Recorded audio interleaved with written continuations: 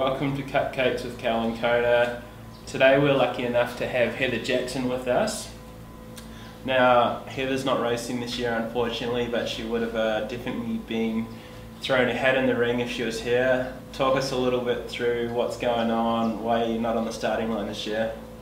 Yeah, thanks for having me on the show, Cal. Yeah. I've been watching it religiously and now I'm a part of it. So it's mostly just you, me and my mum that have got all the views on the videos. Wanted to give you, just a few more hits beyond your mom, so. So here's your chance. It's dominated.com. Okay. Yeah, it was kind of a rough year for me this year. Obviously, the goal was to be here. This was the goal was Mont Tremblant again, the 70.3 Worlds, but I wanted to come here and give this a go for the first time as a pro and just see what it was like as a race. And so this year, yeah, the plan had been Coeur d'Alene, and about 3 weeks before I came down with a pretty devastating injury, so kind of set me back for the summer, and I wasn't able to validate to get in here. So still here, supporting everyone, and came out and checked the race out, but unfortunately not on the start line. It's too bad because you, I guess you're going for the full set of medals in the 70.3 World Champs. You've had a bronze, a silver, and then this year struck down with injury, but as you know, you've got to roll with the punches, and it's character building, right? Oh yeah, the summer was definitely a rough one for me, for sure. I'd never had an injury, let alone a pretty bad one, and so yeah, you definitely learn so much, and you take what you can do. You become pretty grateful for when you can compete at your highest level and can get in consistent training, and when it's just suddenly taken away from you, it opens your eyes to a whole new respect. But you started the year off well. You won Wildflower. You've had your injury, and then you came back and you won Princeton just the other weekend. And also back at the start of the year, you got second in Oceanside, so not all is lost. You're out to Kona this year. Did you just buy one of those cheap airfares which are non-refundable? You had to pretty much take out. Yeah, that and yeah, actually, Waddy, my partner, and I came out here with finally launching the official Waddy Inc. apparel line. It's been a long process, but we've got gear here. We've got tri-kits, skin suits, apparel, hats.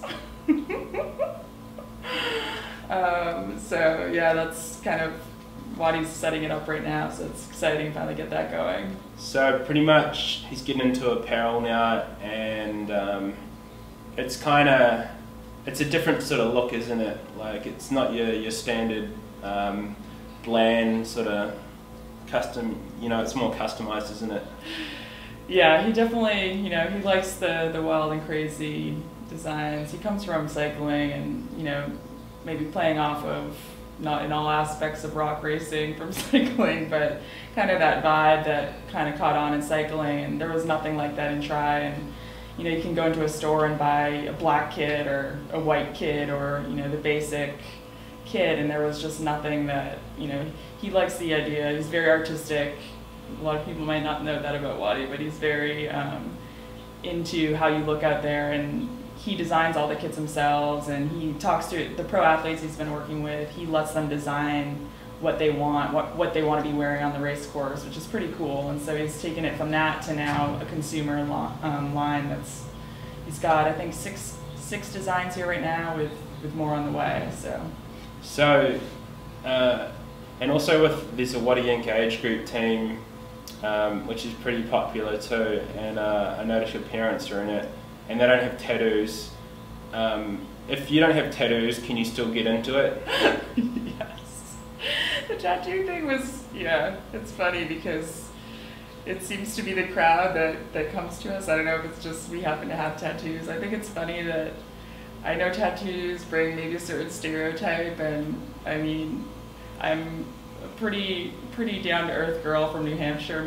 My mom was a teacher for 30 years, my dad was a state trooper for 30 years. They don't have tattoos. So you can have a tattoo without having a felony. Exactly. This one is actually for my grandma who passed away.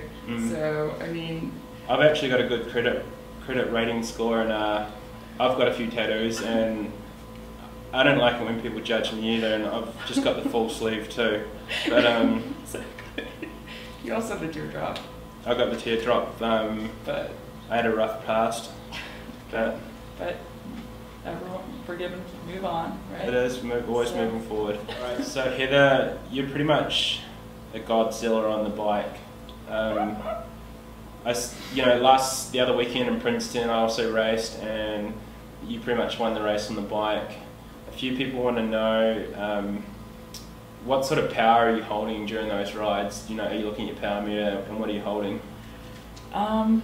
Yeah, I use my it's not on there, my SRM for a lot of my training. Race day, I still look at it, I glance down, but a lot of it's by feel. Come race day, I always tend to be able to push a little bit more. I mean, it's good for me to kind of hold back at the first hour, otherwise I just go too hard. And a 70.3? A 70.3, so that's been, making this transition to Ironman has been, can't go out like a rocket the first hour for sure. So I usually sit about, depends on how I'm going, 230 to 240, in between 230 to 240. Mm-hmm. I weigh about 120. I get down to really race weight, 115, 116. So mm-hmm. Do the math. I don't hide my numbers. When I cover it on races sometimes, and then it still comes out to about that. So okay. I mean, it's pretty godsend. Speaking of Princeton, you're also in school there, and you're on the hockey team, the ice hockey team. Not field hockey. Yeah, you're on the ice hockey team, and that is a physical sport, isn't it? Yeah, it can get pretty rough. Did you ever get into any argy-bargy, any fights? Actually, our final game ever, my senior year, we were playing Minnesota, and it was a whole bench clear-out brawl on the ice. So it was pretty awesome. So can you throw a bit of a haymaker? Yeah, I could. Do you reckon you could lay one on me? Yeah, maybe. Right now? Yeah, try it. I don't think you want me to do that. I got the speed of a mongoose and the reflexes of a cat. You think you can get away? I think I can avoid it. No. Try I don't want me to do that. I don't know if I feel like it. Just try it.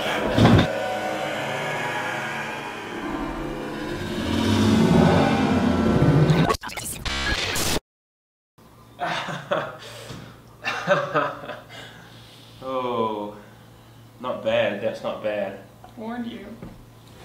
Okay, so why don't we head on down to Lava Java, go and check in with Waddy, see what's going on. I don't know about the suits. I'm more of a middle of the road kind of guy, but I'd still be pretty keen to check him out. Yeah. And I don't like to stand out too much, but should we head on out? Let's head down there.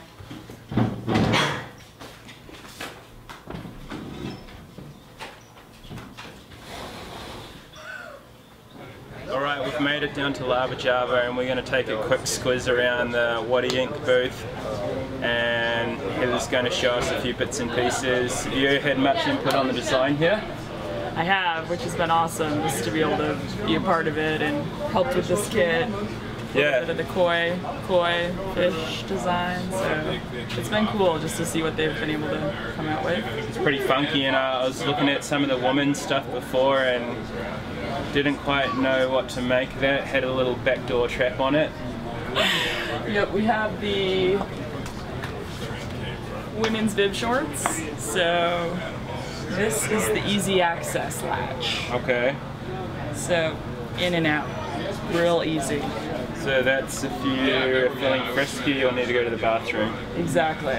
Gotcha. Both reasons provide you access in and out of these. Alright, we'll have a squiz around and let you get back to training. Thanks, Cal. And take a look at the gear. Good luck for Arizona. I know that's just around the corner in 5 weeks. Thank you very much. Go and crush it. Cheers, Heather.